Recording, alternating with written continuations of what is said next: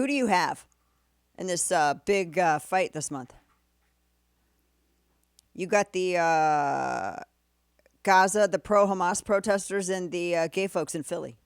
Who do you got? Who do you have? In one corner. Did you guys see this headline? New York Post. Hundreds of anti-Israel protesters bring the Philly gay pride to a halt. I mean, Kane, this is what folding chairs and popcorn was made for. I just want to see people go at it. They had all of these. They had a gay pride parade in Philly. And then you had the Hamas people. And they had this huge showdown, literally in the street. And then you had the pro-Hamas people screaming PPP, KKK, IOF, they're all the same, which didn't even rhyme, losers. And then they had the Philly parade, the Pride Parade. And then some people were saying that people are dying in Gaza, there's no time for pride and all this other stuff. Man, some of these people in the parade need to... I just watched a guy walk past wearing booty shorts and heels and heeled boots. And his belly hung so far over, it stretched over his thigh to the point that that's where his shorts ended. So probably from the front, he just looked naked. That's so bad. He's proud. Yeah. So they got into a big brawl. They got into a fight because the Hamas people didn't want the gay people marching. And there apparently some of the pro-Hamas people in New York had signs that read, "Kill the hostages now," when they crashed their pride parade. So who wins if it's pride, if it's the gay parade versus Hamas? Who wins? Where are the queers for the fictional non-existing place called Palestine? Where are the queers for Palestine at? Because you would get murked there in a heartbeat. I'm just curious, where are they at in all this? Hanging from cranes. They're hanging from cranes. That's how Hamas decorates for Pride Month. They take the Pride marchers and they hang them from cranes. It's decoration. Goodness. So who wins in that? You know how difficult this is for the left? Think about it. You spend most of your time trying to compartmentalize and being everything to different identity groups instead of just having a set of principles that every group can subscribe to. You try to make certain accommodations because you want to lock in votes, but you can't make accommodations to this group because then it makes this group upset. Like the Dearbornistans, you can't get Dearbornistan. You can't promise them stuff and then turn around and promise the Pride Marchers stuff because they don't like each other. So what happens? Who wins in this? You see the mess that identity politics makes of everything. This is where Democrats are right now. This is why he just hides away. He don't even know what to do. But for real, who do you have? If you had to put them all in an octagon, who wins? Well, one is basically surrounding sexual identity, and the other one is anti-Zionist, I guess. So which is more important? Is it the oppression of a people just because of...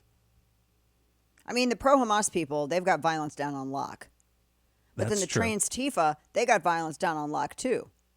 But that's a small portion. That's like a segment of the alphabet marchers. And a lot of the alphabet marchers don't like trans Tifa. So I don't know who wins. Who's got people that are crazier and violent? I don't know. I just like this is hard. This is like algebra. I like the self-cleaning oven aspect of this, though. Yeah, I really like how it takes care of itself, right? Yeah. You could just throw, it's like PCU, just get all the groups arguing. Why can't we just have all the groups why aren't Republicans doing this? Just seeding the left and getting all these groups. Look, Joe Biden's promising all the alphabet people all these things, Dearbornistan. Where are you at? Oh, look, alphabet people. Joe Biden's promising Dearbornistans all these things. What are you going to do about it? Exactly what the left does. That's what the left does to the right. Why are we not doing that to them? It's so much easier to troll them. Why are we not doing that to them? We need a department of ungentlemanly political warfare. That's what we need. We would need media cooperation, which is exactly what they have. We don't have that. Do we, though? Do we? I mean, I feel like we don't anymore. It certainly has helped them. Well, yeah, they've had decades of it, I think. But do we really need the media with us? Maybe. I don't know. Who watches the media? I don't watch any TV. You know what I started watching? I started watching this hysterical... I can't remember his name. He's a British guy. He over-enunciates absolutely everything. But he's a great historian.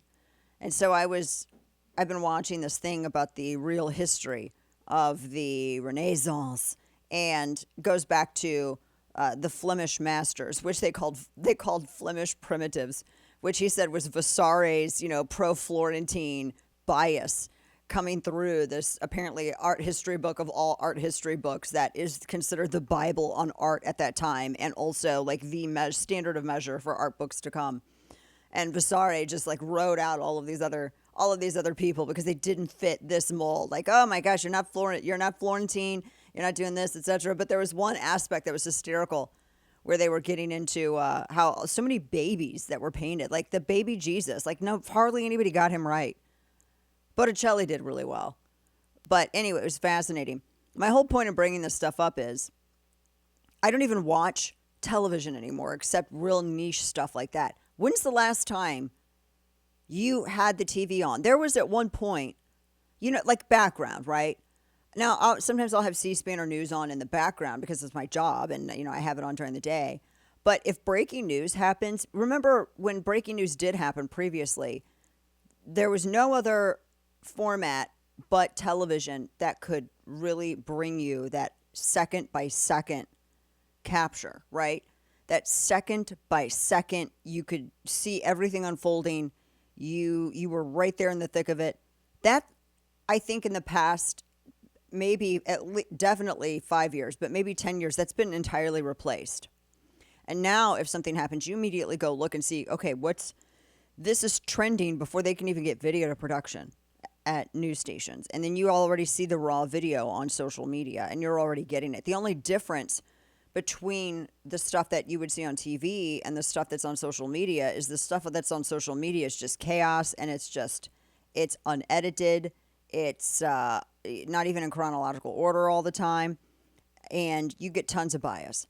And the media, you get the bias still, but at least I will say that maybe they'll take out some of the more sensitive aspects of whatever footage is shown, and they'll put it in chronological order. And that's really it. That's the only benefit. I don't really consider that a big sell as to value that over just getting what you get online. But I think it's been replaced. So it comes back to my original point. I don't even think they would help. I don't think anybody pays attention to media anymore. They've lost even that ability, that monopoly on bringing you the immediate up-to-date information. Everyone gets it online now. No one watches TV for the breaking video or any of that stuff, right? I mean, hell, if you're going to watch a cop chase, you're going to watch the live video online. You're not going to watch the live video on television. So I just don't think that's.